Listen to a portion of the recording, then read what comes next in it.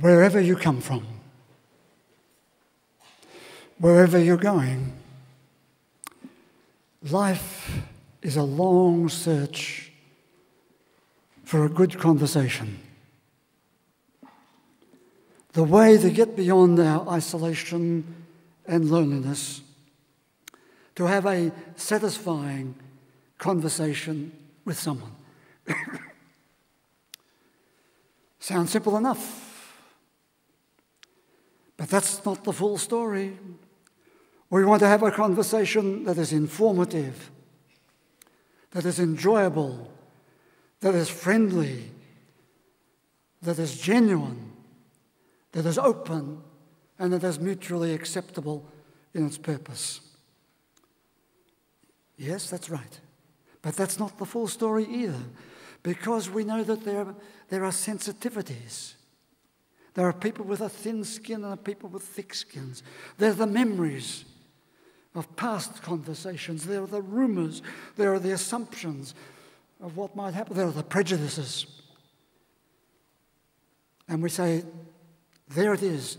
Why are you like this? That's because you've got these silly beliefs in your head. You believe that you can't talk to people without shouting at them. You believe that you have to be somehow bullheaded to get people to do what you want them to do. How can you have a decent conversation when the other person is surrounded by eggshells or is wearing a coat of barbed wire? We say, that's because. Many say, look, I've been talking to people since I was 2 years old, and I'm now 68, 78, 98. I know how to have a conversation. Of course you do. But then you collide with the reality that each person is different. Some don't like the way you talk to them, and sometimes we don't like the way people talk to us. And they are likely to say, that's because you're too sensitive. That's because you don't listen. That's because you're a bully. That's because you're a misogynist, whatever these words we use backwards. That's because you haven't grown up properly. That's because you've not learned to control your bad temper, your rush to judgment. That's because the way we talk to each other, that's because we don't know how to talk to each other.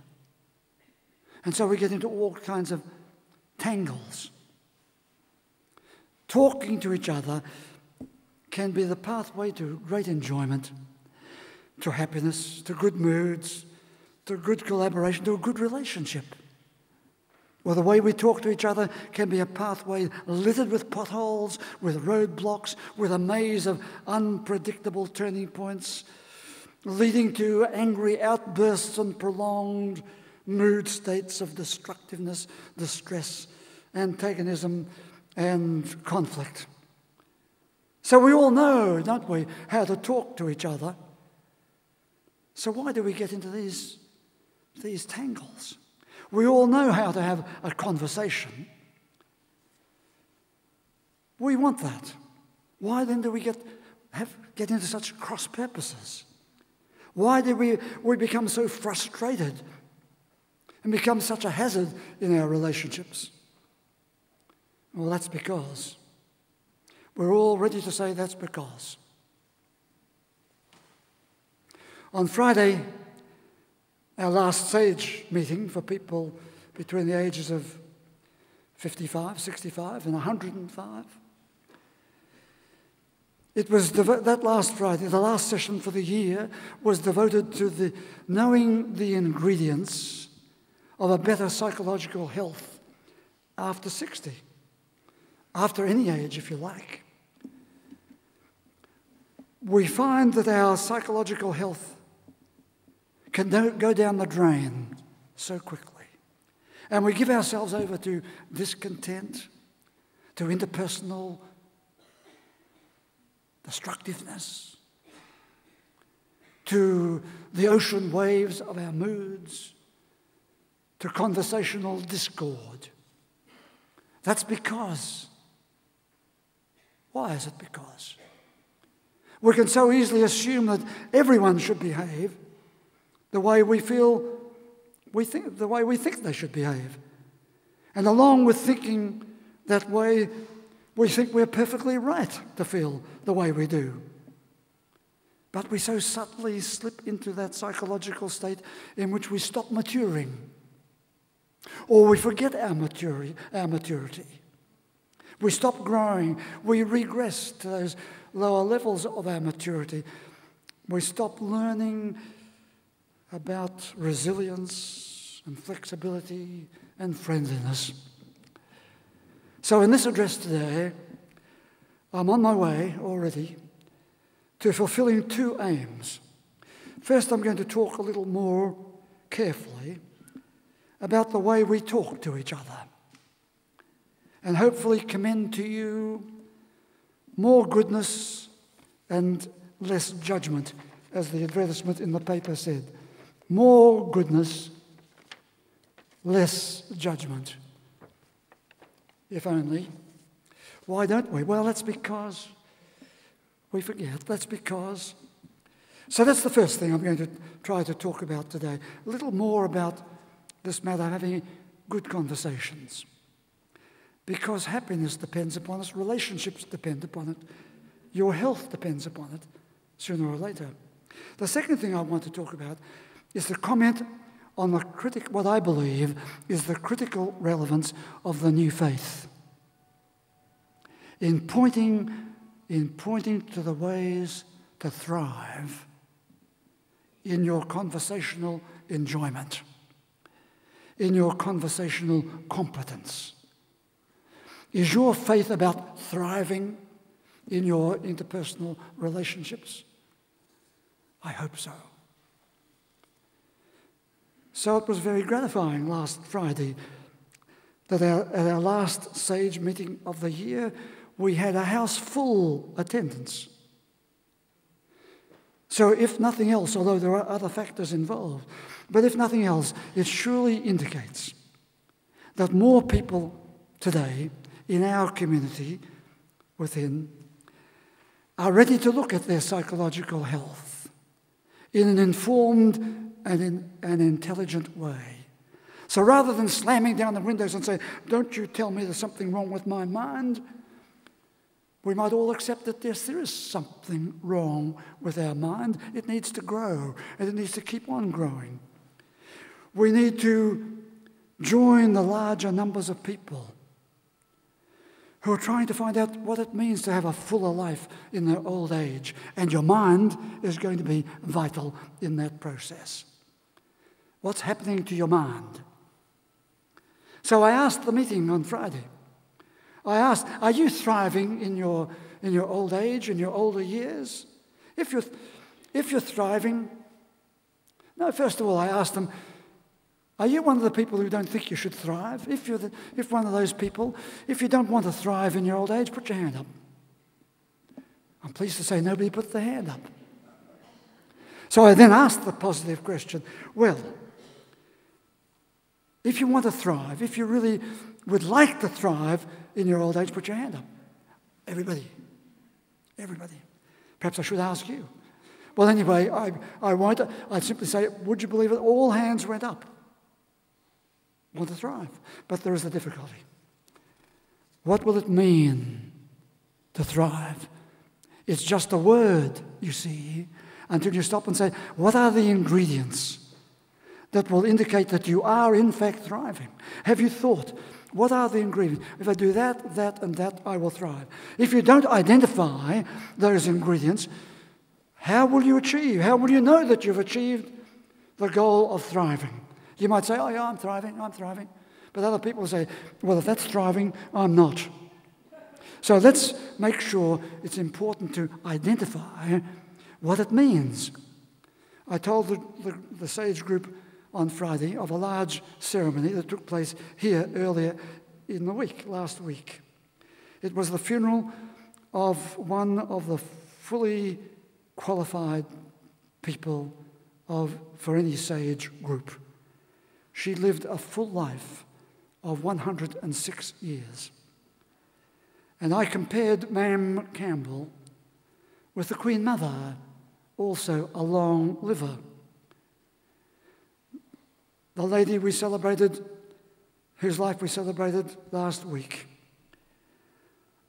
compared very well with the Queen Mother in her demeanour, in her dignity, in her generosity, and in her grace. And how were those characteristics eloquently evidenced? In her conversation, in her presence, in the way she talked. The conversation, high in goodness, low in judgment. We can do with more people, such people, to reassure us that these things are possible. Indeed, in her old age, she said so modestly, so unostentatiously, "You know, if I can do it, why can't you?" Well, that's because, give up your because, more goodness, less judgment. The way we talk with each other, you might say, comes naturally, does it? But to talk with one another with good demeanour, with good dignity, with good generosity, with grace, that is a learned art, a practiced art, a focused way of being. Focus in conversation is so very important, because so easily we can let things run out of focus and we're all over the place.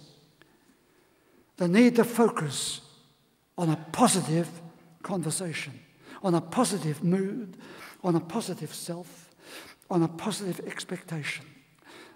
Daniel Goleman, in his book on the subject of focus, gave the description, a story of a man called Larry David. He was the creator of the television program called Seinfeld. You watched it, I watched it, we all know it. Well, Larry David, the creator of that program, he lived for most of his adult life in Los Angeles.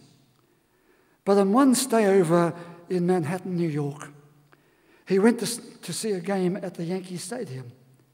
And during a break in the game, the people behind the cameras spotted him in the crowd and threw his image up on the large screen. And the large mammoth audience gathering in that stadium stood up and cheered. But as he was leaving the parking lot after the game was over, on the way out, a passenger in a passing car put his head out the window and made a very derogatory remark to Larry David. All the way home, he obsessed about that one person. What was he up to? What did he mean? Who was he? One remark. Wrote the author Goleman. He said, "It was as though 50,000 cheering fans in the stadium did not exist. There was just this one guy with one derogatory remark, and it took him over." We have a propensity to do just that, to focus on the negative, one negative, and quickly dismiss the wider awareness of what is good around you, the positive. To focus on things positive. It widens your world. It lifts you into a better self-conception, who you are, what you can be. It keeps alive your enjoyment of the good things of life. Positive emotions opens us up to be more likable, more successful, more free, better human beings, optimistic, more altruistic. The art of good conversation is a positive focus, positive focus, positive focus. When you get into your negatives, think again. Positive focus. Positive focus. The other day at the Sage meeting, I wrote up on the whiteboard 5 lines of advice. The idea was given to me by Jeanette Winterson's book, one of her books. She had a troublesome early life. She was adopted, went looking for her mother, eventually found her mother, and the story is about her search for her biological mother. And through it all, she said, she wanted to give everybody some sound advice. In spite of everything, she said, be born. Because so often you wish you hadn't. No, she said, be born. That's number one piece of advice. So that prompted me to put a few extra pieces of advice. Number 2, once you've been born, then remember to grow old. The alternative is not good. Number 3, make your life a good experience. In spite of, because of, whatever, make your life a good experience. Was that number 3? Number 4. Piece of advice. Remember, love is a miracle. Love is a miracle that needs constant practice. And number 5. Would you remember to get a good mind and give a piece of it to others? Now, as I said to the group the other day, so often we're saying, I'm going to give him a piece of my mind. Right? And it's always that angry, contentious, ugly part of our personality. But I'm saying to you, change that around. Reword it. Reframe it. Have a good mind and give part of that good mind to others. So I'm now going to turn to my version of the new faith. Some of you have heard me speak about it frequently. What productive contribution can the new faith make to the way we talk to each other? To the way we can improve our way of being in the world, our relationships with each other. Many say they want to cling to the old faith, if you don't mind. It's good enough. It's done all these years, old faith. Their expression of religion, their understanding of the teachings of Jesus of Nazareth, even if they're not accurate, they're going to stick to them. All right? Be that as it may. What I know is this, that the old religion and its practices have been heavily loaded with conversations that are very ugly, quite ugly. And frankly, I can do without them. People from within the religious circle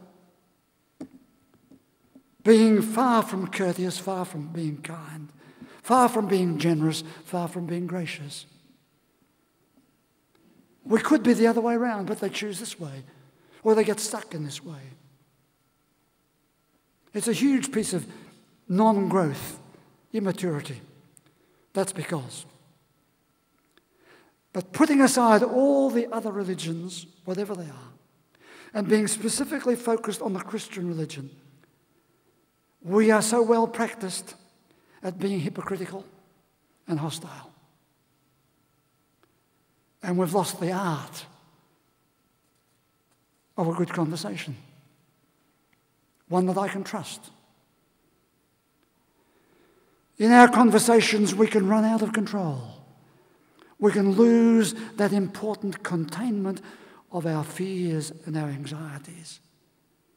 And we lose that coherence and that elevation of a better conversation. All gets lost. The metaphor of the gospel reading today, it put it like this. It said, after the conversation that took place, Jesus on the boat, or not on the boat yet, they lifted him into the boat and the wind dropped. Lifted, dropped. And that's a great image, great metaphor. As you are lifted into something better, all the other stuff drops, the fear, the anxiety, the mess. As the possibility of a new way of being became a reality, the fear was transformed. And they embraced a fantasy of the future. We all need a positive fantasy of the future. One moment they had lost faith in themselves, lost faith in the future, lost faith. The next moment they were lifted to a faith that would take them into the future. So the new faith that I propose is right there in your scriptures. We could take several gospel images, but today, this one. In this address, I take the metaphor of Jesus bringing calm to troubled waters. Forget the argument as to whether you have to believe this story literally or not. That misses the point.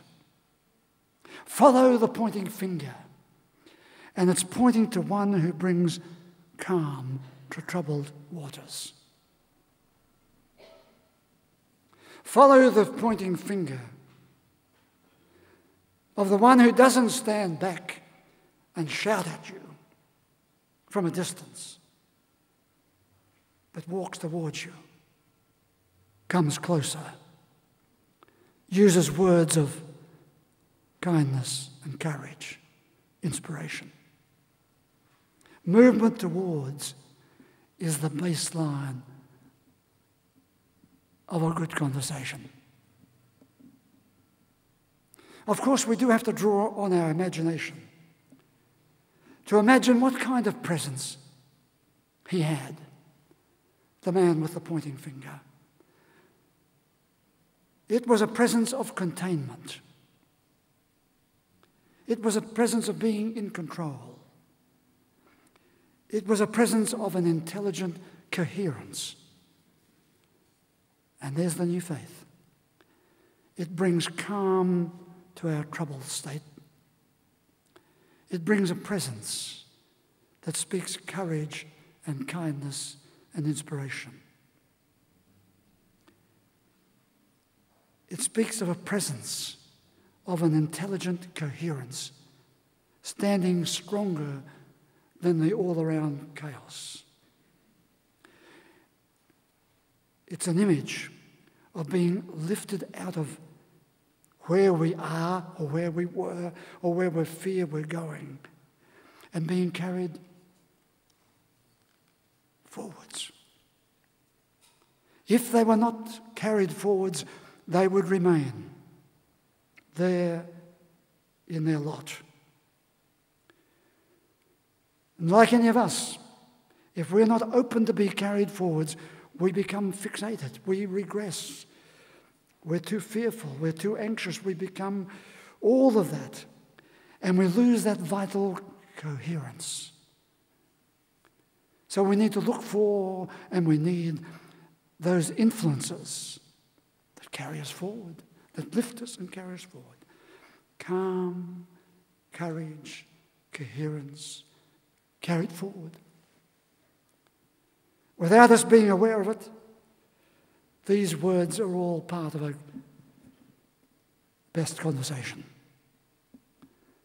They are words also for the best psychological health, the best psychological therapy. They are words for everyone's psychological health and well-being. They are words of generous status. Generosity going beyond judgment. Words that are calm, courage, coherence being carried forwards.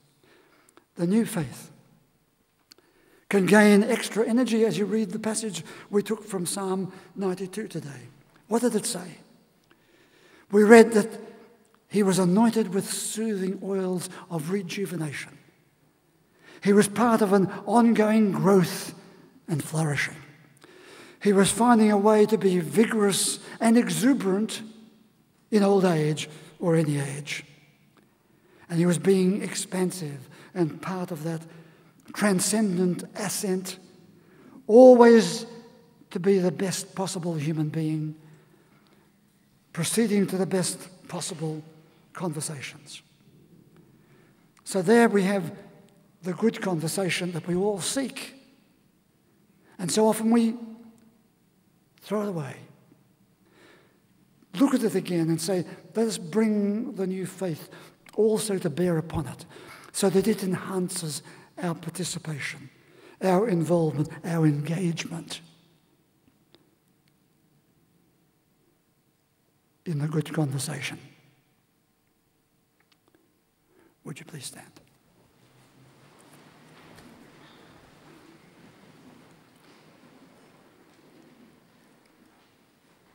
Say with me, Our Father who art in heaven, hallowed be thy name. Thy kingdom come, thy will be done on earth as it is in heaven. Give us this day our daily bread, and forgive us our trespasses, as we forgive those who trespass against us. And lead us not into temptation, but deliver us from evil. For thine is the kingdom, the power, and the glory, forever and ever. Amen. And the blessing. May the God you see in all the colours of creation arouse in you a sense of awe and wonder. May the God who is a sacred presence be real to you. May the God who is a source of inspiration and courage keep calling you forwards. May your God go with you and bless you today and always.